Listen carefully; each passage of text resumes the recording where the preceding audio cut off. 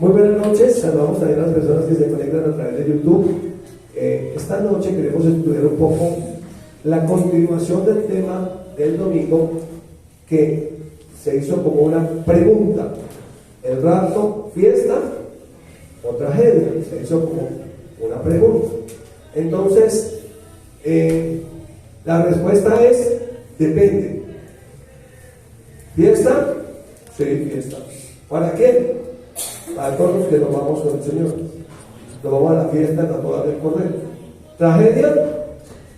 También para los que se quedan aquí, para que el anticristo le haga fiesta, ¿sí? En el mal sentido de la palabra. Entonces, cuando habla de fiesta o de tragedia, las dos se van a dar. ¿De quién depende? De nosotros. El Señor quisiera llevarnos a todos, pero si nosotros no queremos, ese es el problema. La Biblia dice en el Antiguo Testamento: si quisieres y oyeres, comeréis el bien de la tierra. Pero ese si quisieres y oyeres. Y ese oyeres, la mejor traducción es obedecieres. Si quisieres y obedecieres, comeréis el bien de la tierra. O sea, Dios quiere lo mejor para nosotros, pero a veces nosotros somos un poco tercos y no queremos obedecer. ¿Listo? En Mateo 24, que tenemos las señales antes de la venida de Cristo. Recuerden que para la segunda venida son las señales. Para el rapto no hay señales, porque lo que sabemos bíblicamente es que el rapto va a ocurrir 7 años antes de la segunda venida. Luego las señales son de la segunda venida, y el capítulo 24 de Mateo es la respuesta de Jesús a la pregunta de sus discípulos: Señor, dinos cuándo serán estas cosas y qué señal habrá de tu venida. Entonces, en ese contexto, Jesús da esta respuesta. ¿Sí? Solamente tengo aquí 3 versos. Entonces estarán dos, ahí habla de 2 hombres, ¿cierto? 2 hombres en el campo. El uno será llevado, el otro será dejado. La Biblia tampoco hay lenguaje inclusivo, ¿yo? Hay uno y una. No hay relleno fluido, no hay. ¿Listo? Entonces, uno estará en el campo.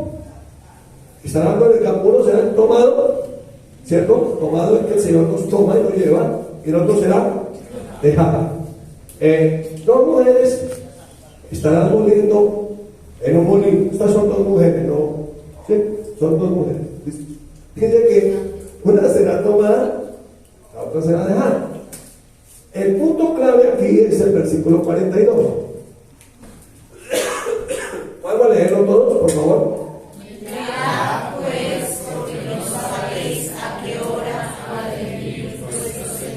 ¿Cuál es el detalle que nosotros no sabemos? Ni los ángeles tampoco saben, ni el Hijo sabe, sino solo el Padre. O sea, nadie sabe exactamente qué día y a qué hora vendrá el Señor. ¿Sí es claro? Por lo tanto, la única forma de que podemos estar preparados es velando. Esa palabra velar es vigilar. ¿Sí? Vigilar. Vigilar, estar atentos. Estar firme, ser consciente de su venida, ser consciente de que Él viene por nosotros. Solamente usted piense: ¿cuántas hay aquí enamoradas, señorita? Digo, perdón, ¿cuántas hay enamoradas aquí?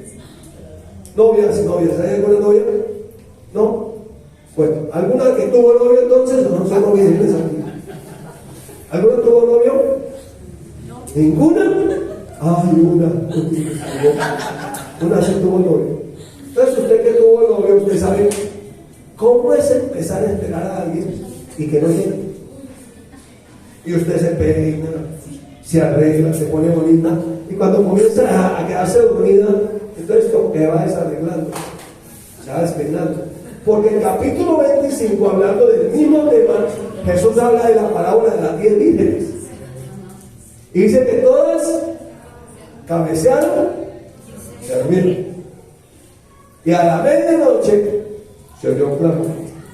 Ahí viene el esposo, salga a la luz, entonces se despertaron y comenzaron a organizarse otra vez. ¿Sí? Ese es el punto. Entonces, ¿cuál es la clave? Velar.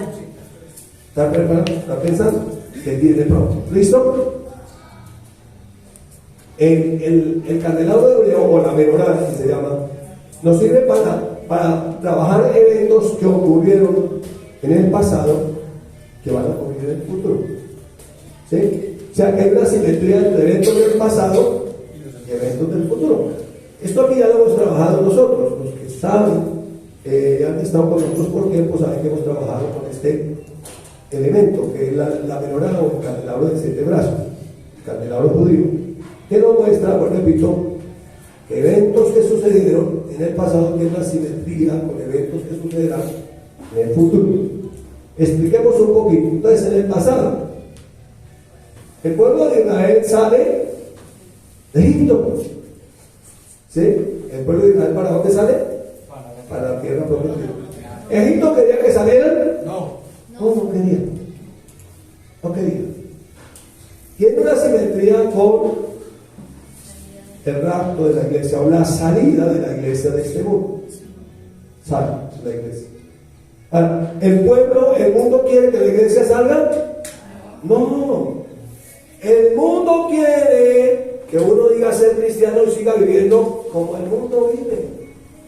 Por eso es que Romanos 12 dice: no se amolden a este siglo. Realmente las nuevas traducciones: no se amolden a este sistema, a esta filosofía, a este estilo de vida que tiene el mundo. ¿Sí? Entonces, para poder salir del rapto, tenemos que haber salido de ese estilo de vida. Tenemos que realmente haber creído con un corazón sincero. ¿Sí? Entonces, si nosotros miramos, miren, si alcanzan a ver, bienaventurados los que están en primera fila, que alcanzan a ver el cascabel acá. Entonces, antes de la salida del pueblo de Israel de Egipto, las tinieblas se levantaron. No querían dejarlo salir. No querían dejarlo salir. Se opuso. Eso me muestra por simetría que también antes del rapto de la iglesia se va a levantar las tinieblas. Se va a levantar el enemigo. No va a querer dejar que nosotros vivamos con hijos de Dios. ¿Sí es claro? Es el mismo sistema. Por eso es que la Biblia enseña que hay un camino ancho y espacioso que conduce al infierno eterno. Y realmente caminar ese camino es fácil. Es fácil robar y enriquecerse robando. Es fácil adulterar, fornicar, prostituirse. Es fácil, eso llama la vida fácil, ¿no? Es fácil llenarse de dinero siendo un narcotraficante. Es fácil ser un político corrupto. Es fácil ser una madre que no responde por sus hijos. Es fácil ser un padre irresponsable que tampoco responde por ellos. Es un camino ancho. Eso es lo que nos muestra, perdónenme la expresión, esta señora. ¿Sí? Ese sistema, esa serpiente antigua que se va a levantar porque ya no va a estar de acuerdo que nosotros queramos vivir como hijos de Dios. Siempre querrá que nosotros estemos en las tinieblas porque sabe que si estamos en las tinieblas siempre vamos a perder. Pero que si nos salimos a la luz, entonces el enemigo perderá. Ahora, hay un tercer evento aquí. ¿Cómo logró salir Israel de la esclavitud de Egipto de más de 400 años? Por un gran avivamiento. Y ese gran avivamiento comenzó cuando Moisés, en el desierto, entró en un lugar, dice que había una salsa que ardía y no se consumía. Y ese fuego que estaba en la salsa, realmente entró en Moisés. Y realmente Moisés fue avivado para poder avivar al pueblo de Israel y que ese pueblo avivado saliera. Cuando usted mira la salida de ellos, usted ve que desde que ellos salen, el Espíritu de Dios iba sobre ellos como una columna de fuego en la noche y de nube en el día. Y usted ve que cuando vino una circunstancia muy difícil, terrible, que era cuando iba a pasar el mar rojo, antes que el mar se cerrara, dice que el Espíritu del Señor se puso en medio del pueblo de Israel, del ejército egipcio, que destruyó los carros de guerra del ejército. Ahora, usted ve que aquí el enemigo se había levantado con un espiritualismo.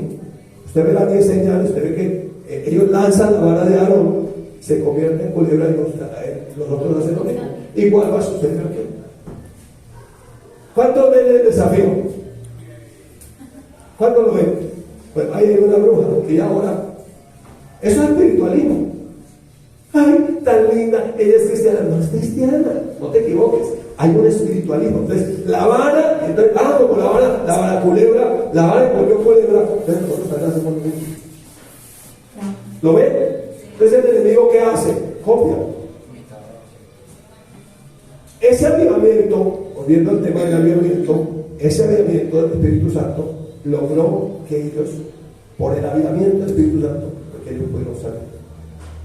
Por el avivamiento del Espíritu Santo, que ellos pudieron comer durante 40 años en el desierto.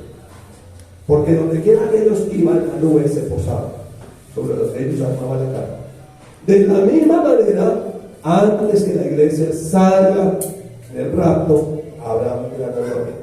¿Lo cree usted? Amén. Y ese avivamiento es el que nos va a permitir vencer a este enemigo y poder salir en el rapto. Y habrá un gran espiritualismo y habrá un enfrentamiento, y gracias a Dios que ese enfrentamiento va a ser espiritual, porque ahí sí nosotros sabemos cómo es. No va a ser político, no va a ser económico, no va a ser filosófico, va a ser un enfrentamiento espiritual. Y ahí nosotros sabemos que tenemos la autoridad de Cristo Jesús. ¿Sí, claro? Muy bien. Dicho esto, entonces quiero que esta noche veamos dos fundamentos que nos permiten mantener el avivamiento. Dos fundamentos que nos permiten. Uno es el conocimiento de las Escrituras. El conocimiento de las Escrituras. Y dos, el Espíritu Santo. En palabras del Señor Jesucristo en Mateo capítulo 28, versículo 29, dijo: ustedes cometen errores ignorando dos cosas, las Escrituras y el poder de Dios. Así que hay dos fundamentos muy importantes en la vida del cristiano. El cristiano tiene que ser equilibrado, tiene que tener el conocimiento de la palabra de Dios, pero necesita fluir con el poder del Espíritu Santo. Así que yo creo que el último gran avivamiento va a ser un avivamiento muy equilibrado. Personas llenas de la palabra de Dios y del Espíritu Santo. Para que ese avivamiento se pueda mantener, que podamos pasarle ese avivamiento a la futura generación si Cristo no ha venido. ¿Sí está, no? Sí, amén. Para que la siguiente generación no se pierda. Porque si no, se va a perder. Listo. Entonces, hablemos del conocimiento. Conocimiento no solamente textual de las Escrituras. Nosotros lo llamamos revelación. ¿Sí? Porque usted puede conocer textualmente las Escrituras y ser un intelectual de la Biblia, como el diablo. El diablo es un intelectual de la Biblia. Escrito está. Gracias a porque está escrito. ¿Sí? Entonces, no solamente es un conocimiento intelectual, sino un conocimiento que revele la persona de Jesucristo. Ahora, para que ese conocimiento revelado de la persona de Jesucristo, necesita haber un conocimiento textual, porque no puede dar revelación de aquello que yo no conozco, que no conozco el texto. Pero miren cómo nos lo dice Juan en el capítulo 17, verso 3. Recuerden que en el capítulo 17 es la oración de Jesús por nosotros, la iglesia. Dice: y esta es la vida eterna, que te conozcan a ti, Padre amado, ¿cierto? El único Dios verdadero, y a Jesucristo a quien ha enseñado. Entonces, es un conocimiento revelado de la persona de Jesucristo, que lo revela al Padre. Entonces, es un conocimiento relacional. Entonces, no hay tal conocimiento sin congregarse, no hay tal conocimiento sin estudiar, no hay tal conocimiento sin una vida de adoración personal, familiar y congregacional. ¿Cierto? Entonces, que te conozcan a ti, el único Dios verdadero, y a Jesucristo que te enviaste. Entonces, la vida eterna es conocerlo a Él. Amén. Conocimiento. Hay mucho que decir ahí, pero quiero que veamos algunos versos. En Oseas es un ejemplo que nos da el Antiguo Testamento del fracaso del pueblo de Israel, como que dice que que todas estas cosas están escritas para que nosotros no hagamos lo mismo. ¿Sí lo he leído? Todas estas cosas ocurrieron y quedaron escritas para que no hagamos lo mismo. Y Oseas dice: Dice, mi pueblo fue destruido. ¿Quién vino a destruir? Recuerden la mirada del diablo, Juan 10:10, hurtado no te destruido. El pueblo de Israel fue destruido. ¿Por qué fue destruido? Porque le faltó conocimiento. De tal manera que si uno no pone intencionalmente el capacitarse en la palabra de Dios, el conocer la palabra de Dios, el relacionarse con el Espíritu Santo, el conocer al Señor, pues hay destrucción. La Biblia dice que el diablo buscará engañar, si fuera posible, aún a los escogidos. Ahora, ¿por qué le faltó conocimiento al pueblo de Israel? Y dice, porque desechaste el conocimiento. No era que no había quien enseñara, no era que no había rema seco, no era que no había enseñanza en la iglesia, quien enseñara la palabra. No fue que ellos no quisieron estudiar. Por cuanto desechaste, mire, y se pierde el servicio de la futura generación. Dice, yo también te echaré del sacerdocio, porque olvidaste la ley de tu Dios, yo también me olvidaré de tus hijos. Entonces hubo doble consecuencia. Una, sirvió al mal. Dos, se perdió la futura generación, porque no hubo conocimiento. Por eso tiene que haber un equilibrio del conocimiento del Señor y del Espíritu Santo. ¿Sí? Estamos equilibrados en esas dos áreas. Espíritu Santo. En Hechos, en el capítulo 1, el contexto es que Jesús resucita. Jesús resucitado le habla a sus discípulos, le dice en el verso 6, entonces los que se habían reunido le preguntaron, diciendo, Señor, ¿restaurarás el reino de Israel en este tiempo? Jesús les contesta, no os toca a vosotros saber los tiempos o las sazones que el Padre puso en su sola oportunidad. O sea, no estén preocupados por el tiempo. Le dice, aquí está la clave, el pero recibiréis poder cuando haya venido sobre vosotros el Espíritu Santo. ¿Y para qué? Dice, para ser testigos. Me seréis testigos en Jerusalén, en toda Judea, en Samaria y hasta el último de la tierra. La mejor traducción en el original, en la palabra original que fue traducida como testigos, es marteleus, que se entiende más como mártires. Entonces, escuche, la iglesia primitiva estaba tan llena del Espíritu Santo que estuvo dispuesta a ser mártir, morir antes de negar a Jesús. ¿En dónde? En Jerusalén, en toda Judea, en Samaria y donde quiera que fueran en la tierra. Estaban dispuestos a morir por el poder del Espíritu Santo que estaba en ellos. Se cumplió la palabra que dijo Jesús, no teman los que matan el cuerpo, pero no pueden hacer nada contra el alma. Ellos estaban dispuestos a ir a la muerte testificando de Jesús. Y no estuvieron nunca dispuestos a negociar sus convicciones de fe. Porque cuando el Espíritu Santo está en nosotros, podemos hacer cosas sobrenaturales. Amén. Que se salen del pensamiento humano. Entonces, Espíritu Santo, hablamos de conocimiento, hablamos de Espíritu Santo. Les dije que en Hechos 1:8 hay una palabra clave, que es la palabra pero. Ustedes quieren saber los tiempos, cuándo va a suceder esto. Yo creo que a la iglesia siempre le ha pasado eso. Uno quiere saber cuándo viene Jesús. ¿Cuándo, Señor? ¿Cuándo va a suceder esto? ¿Cuándo van a construir el tercer templo? ¿Cuándo sucederá esto y esto? Pero el Señor quiere que seamos llenos del Espíritu Santo. Mientras esperamos que todo lo que Él ha dicho suceda, y sin lugar a dudas va a suceder. Te quiero colocar aquí simplemente un ejemplo. Los que estamos del campo sabemos qué es esto. ¿Qué es esto? Un canasto. Muy bien. ¿Un canasto sirve para guachar la leche? No. ¿El aceite? No. En mi tierra todo es bonito. En mi tierra se usaba para echar el café. Cuando cogíamos el café, cogían los cocos de plástico, echaban los canastos, entonces uno echaba café. O sea, servía para echar algo sólido. Sí, nada líquido. ¿Por qué lo líquido? Pues es algo, porque eso es un canasto. ¿Sí? ¿Qué sirve para echar algo sólido? Una vasija compacta, ¿cierto? ¿Cuál es la diferencia entre esta y esta? La diferencia es que esta que puede ser esta, fue sellada. Si tiene una película que no le permite que lo que es depositado se vaya, se saca, se pierde. Entonces la Biblia dice que nosotros somos vasijas de barro. Vasijas de barro. Vasijas de barro. Entonces nosotros cuando estábamos en Cristo éramos canastos. Un canasto ahí. Un canasto ahí lleno de grietas. Por todas las veces salía todo.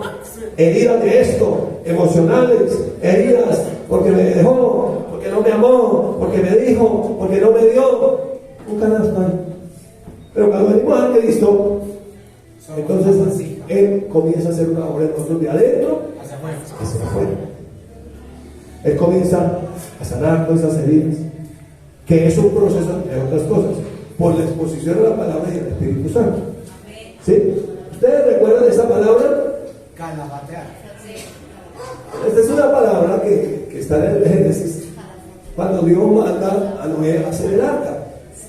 Y como el arca era de madera, de gofer, entonces era como una especie de canasto enorme. Y esa tenía que evitar que el agua se entrara, no que saliera, sino que entrara. Si la echaban a nadar así,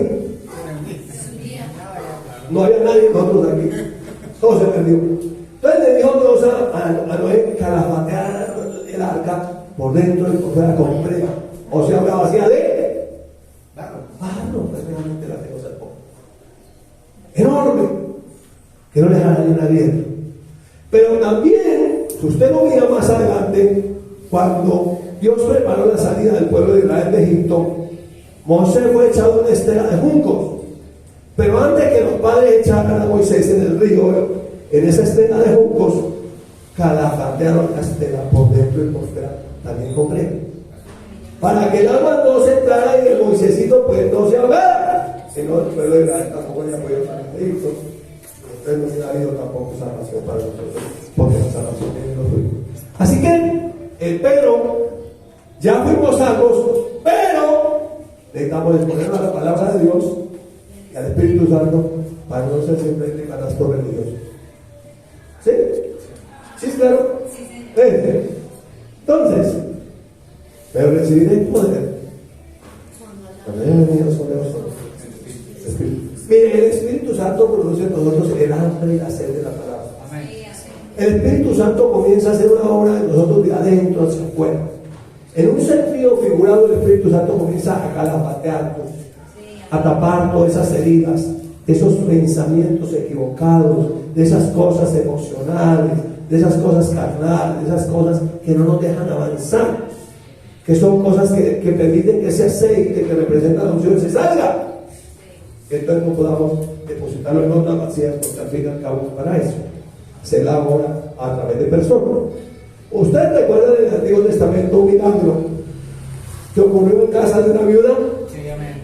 Para el pueblo de Israel el aceite representaba todo en ese tiempo, sus riquezas, todo. Y vivían en un lugar de sede.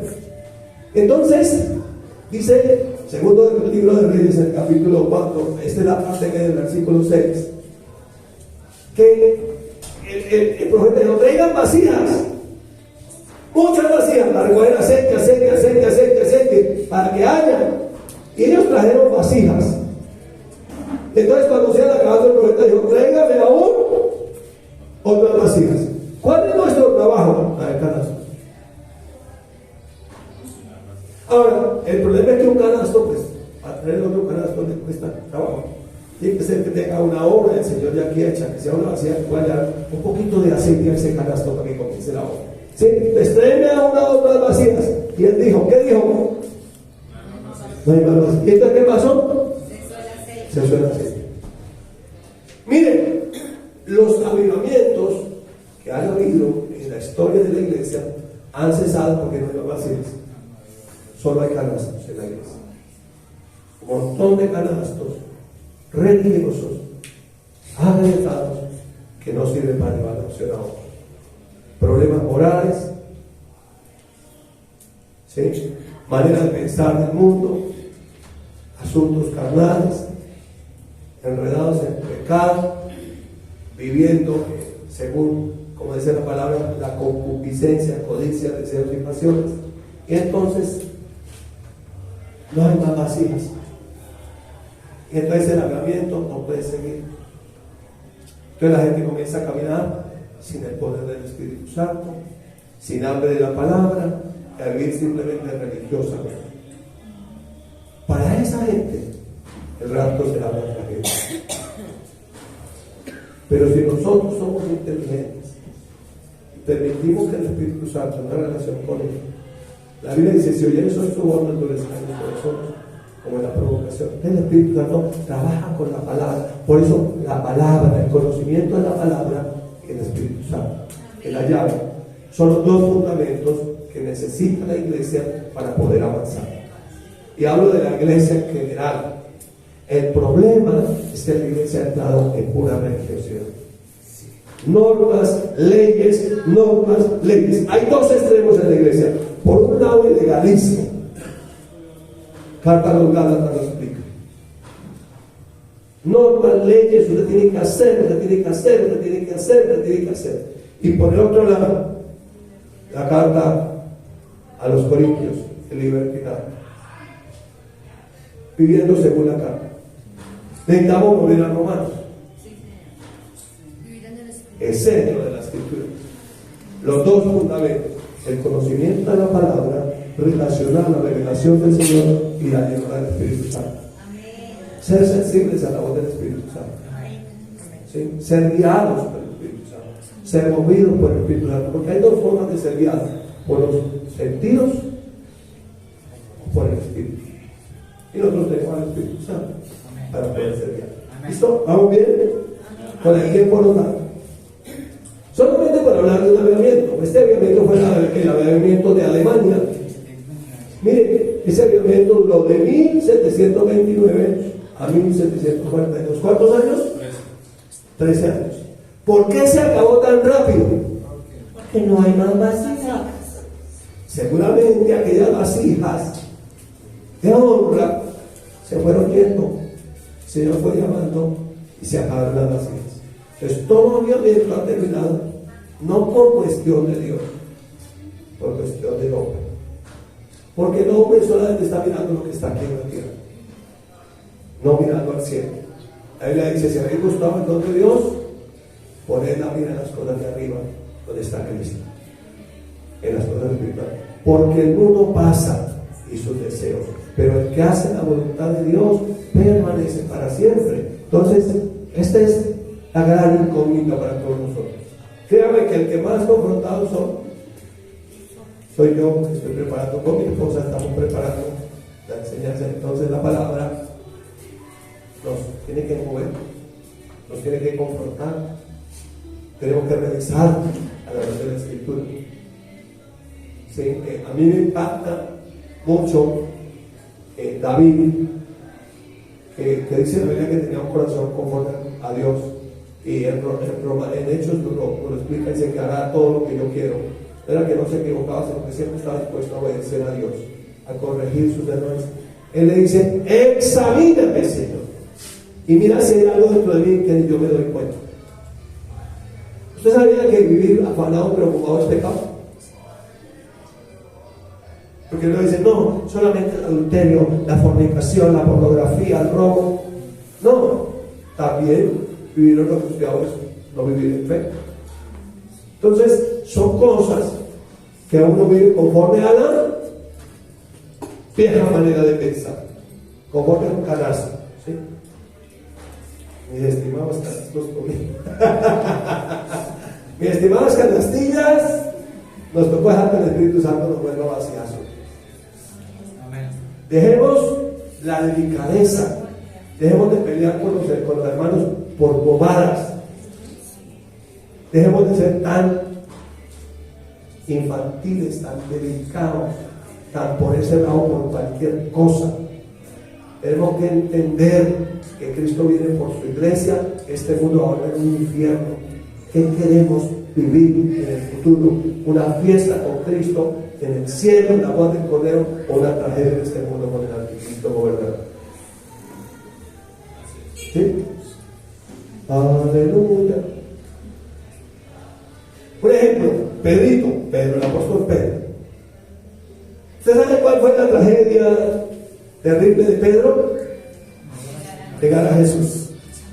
Cuando usted lo lee, usted encuentra que cuando arrestan a Jesús, Pedro se baja y seguía al Señor de lejos, dice la Escritura, y se reunió con un grupo que se estaba calentando al pie de una hoguera.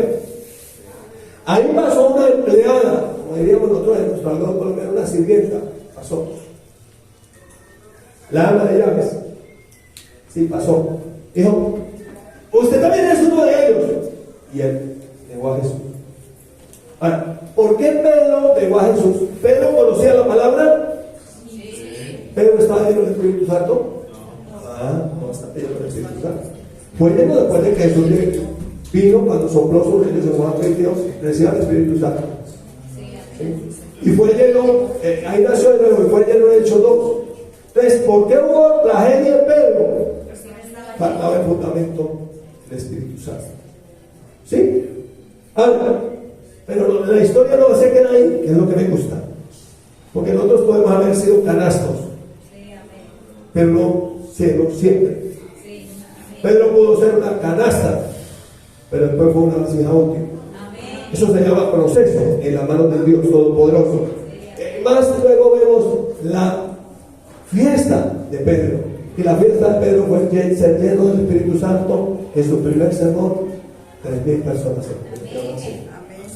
Entonces, dése cuenta que no puede ser una canasta. El problema es quedarse ahí. ¿Sí es claro? Como le digo, mis estimadas conmigo, a eso no tiene un poco de canasto. ¿Sí? Pero no nos quedemos ahí. Seamos como Pedro, que se arrepintió con lágrimas, que lloró al Señor. La Biblia dice con corazón contrito y humillado, Él no lo rechaza nunca. Amén. Cuando Él se apareció a la mujer resucitado de Jesús, le dijo, vaya, dígale a mis discípulos y a Pedro. Y cuando vino el Espíritu Santo, el primero que se levantó a predicar con denuedo fue Pedro. Hecho una vasija de honra en las manos del Señor.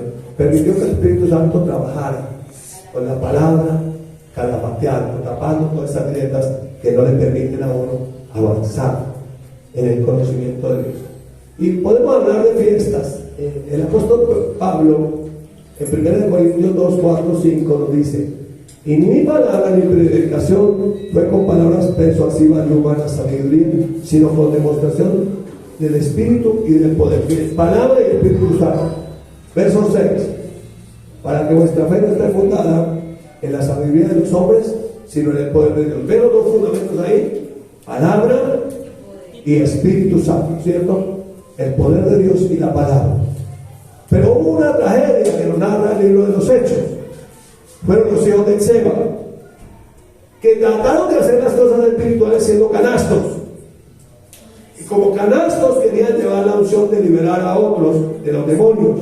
Y miren lo que dice en Hechos 3, 19, 13, dice: pero algunos de los judíos exorcistas, ambulantes, intentaron invocar el nombre de Jesús sobre los que tenían espíritus inmundos, diciendo: os conjuro por Jesús, el que predica Pablo. Había 7 hijos de un tal Seba. Eran 7. Judío, jefe de los sacerdotes. Religioso, ¿cierto? Sí. Era religioso. ¿Qué hacían eso? Pero respondiendo el espíritu malo dijo: a Jesús conozco y sé quién es Pablo, pero vosotros quiénes son. En el mundo espiritual es conocido quién es quién. El verso 16 dice: el hombre que está en el espíritu inmundo, o el espíritu humano, saltando sobre ellos y dominándolos, pudo más que ellos, de tal manera que huyeron de aquella casa dentro de unos 100 años. O sea, no trate de tomar autoridad espiritual siendo un canal. Necesitamos la opción del Espíritu. Necesitamos la autoridad de Dios para poder hacer la obra. Son tragedias que con una fiesta. Ustedes les gusta hablar de fiesta. Según Corintios 3, 4 dice: y tal confianza tenemos mediante Cristo para con Dios. Miren la confianza. Miren que nosotros somos vasijas de barro. No que seamos competentes por nosotros mismos para pensar algo como de nosotros mismos, sino que nuestra competencia proviene de Dios. Que para hacer la obra del Señor tenemos que depender de Él. Amén. Nuestra competencia proviene de Él. El cual nos hizo a nosotros mismos, nos hizo ministros competentes de un nuevo pacto. No de la letra, sino del espíritu. Porque la letra, aquí le puse esto en vivo, la letra sola mata, se vuelve legalismo. Pero la letra con el espíritu vivifica. Entonces, yo me gradué de Rema, gloria a Dios que se haya graduado de Rema, pero necesito tener una relación con el Espíritu Santo. ¿Sí es claro? No se trata de un intelectualismo de conocer la Escritura, no solamente es sabérsela de memoria. Hay que tener una relación con el Espíritu Santo. Porque la letra sin el Espíritu mata. Más con el Espíritu vivifica. Ahí están los dos fundamentos. Finalmente, entonces, tenemos que ver que la fiesta más grande será para un cristiano. Este es un cristiano, mírenlo aquí. Un cristiano lleno de la palabra de Dios y el Espíritu Santo que se ha llevado con Cristo. ¿Será la fiesta más grande? Pero habrá otros cristianos llenos de la palabra de Dios, pero su mente llena de humo del mundo, llena de tinieblas del mundo, llena de las mismas costumbres del mundo. Y la tragedia más grande será que no será llevada, será dejada, quedará aquí. Porque el mundo, ¿sabe qué va a decir el mundo? Mire, para el mundo no hay tanto problema. ¿Sabe por qué? Porque ellos siempre vinieron los extraterrestres y se los llevaron. Punto. Pero el que conocía la palabra, que sabía, pero que su mente era una mente vieja, viciada, no transformada, no había permitido que el Espíritu Santo de la palabra hiciera la obra en él, para ese va a ser muy difícil. Porque él sabe que para ser salvo tendrá que morir decapitado por el nombre del Señor. Y no va a ser cualquier cosa, va a ser legal matar cristianos. Va a ser un honor matar cristianos. Va a ser celebrado decapitar cristianos. Se va a pagar por ver la fila de cabezas. Y al fin, todo tiene que ver con mi cabeza. Fíjate en el Señor de todo tu corazón y no confíes en tu propia prudencia. Me gusta como le dijo el reverendo Kenneth Hagin, y no confíes en tu propia cabeza. Entendamos, dejar que el Espíritu Santo de la palabra haga la obra de nosotros. Finalmente quiero terminar con una escritura que es para nosotros hombres. 2 Corintios 4, del versículo 7 al 10. Miren cómo dice la palabra de Dios. Ayúdenme a leer. Pero tenemos este tesoro en vasos de barro, para que la excelencia del poder sea de Dios y no de nosotros, que estamos atribulados. Vamos a hacerlo despacio, aunque yo sé que me estoy pasando el tiempo. Pero tenemos este tesoro, la palabra y el Espíritu Santo, en vasos. No seamos canastillas, vasos de barro, porque el vaso de barro sí puede sostener la unción, aunque es material frágil. ¿Usted sabe cómo es que un vaso de barro se vuelve fuerte? Cuando se pone a las más altas temperaturas. Tengamos las más altas temperaturas del Espíritu Santo de la palabra para que nos fortalezca. Para que la excelencia del poder sea de Dios y no de nosotros. No es que yo sí puedo, es que yo sí, no, de Dios. Mire, que andamos atribulados en todo, para no angustiarnos. O sea, ¿hay dificultades? Sí, pero no estamos en angustia. Atribulados en todo, más no angustiados. ¿Qué es lo que no nos deja entrar en angustia? El Espíritu Santo y la palabra de nosotros. Nosotros tenemos dentro de nosotros una esperanza gloriosa, aunque afuera haya un caos terrible. Atribulados en todo, pero no angustiados. Esto hace toda la diferencia. Luego dice, en apuros, mas no desamparados, desesperados. Entonces, una cosa es estar usted haciendo esto rápido, necesito hacer esto, ser eficiente en esto, hacer esto. pero otra cosa es estar desesperado. Porque la desesperanza es sin esperanza. Perseguido, vamos a parar. Puede que nos persigan, pero el Señor nos defiende. Él pelea por nosotros. Luego dice: derribados, pero no destruidos. 7 veces cae el justo, pero 7 veces el Señor lo libra. Muchas son las aflicciones del justo, de todas ellas lo librará el Señor. Y finalmente dice el verso 10: llevando siempre en el cuerpo, por todas partes, la muerte de Jesús. ¿En dónde? En esa vacía del cuerpo, en este cuerpo. Llevamos la muerte de Jesús. Eso dice que estamos muertos al pecado. Eso dice que hemos muerto a la vieja manera de vivir y de pensar. Eso dice que hemos muerto a la filosofía de este mundo. Que no nos conformamos a este sistema, como dice Romanos 12:2. Para que también la vida de Jesús se manifieste en nuestros cuerpos. Amén. Entonces, será una fiesta para todo aquel que permita que el Espíritu Santo de la palabra haga esa obra en nosotros. Porque la Biblia dice: para mí el vivir es Cristo, el morir es ganancia. Cristo vendrá en breve. El lema de este año para el Congreso de Jóvenes es: Maranatha, Cristo viene pronto.